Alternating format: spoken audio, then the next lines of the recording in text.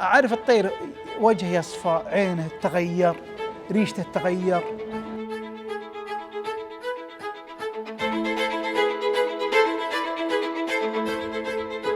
إذا صوتوا عليك قدامك طيرين ثلاثة تروح تحفز الطير، تهد له حمامة، تلف الريحة، تخليه يذبح، تخليه تفتنه، تخليه يعني يفور دمه على ما قالوا.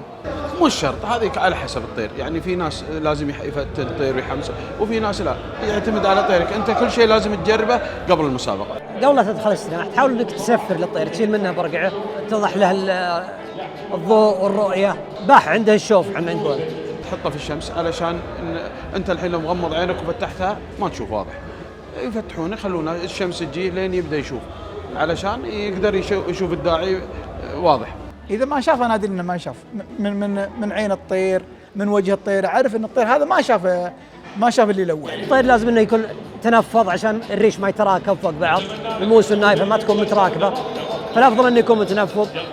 يعني في الصقور خلاص رتب ريشه، صف الريش عدل، يعني في ريش ممكن إنه يكون مكانه خطأ لما يطير يزعجه ولا شيء. تجينا أبعد نقطة نقدر نوصلها عن السنسر. ليش؟ لأن كل ما أبعدنا من السنسر كل ما كان التيم أحسن. فأنت تحاول إنك ترجع أكثر شيء تقدر، وإذا بتقدر ترفعه أرفع شيء علشان ينزل. يعني هذه النقطتين أهم شيء في الهدف. بعدها توكل بالله وتهد.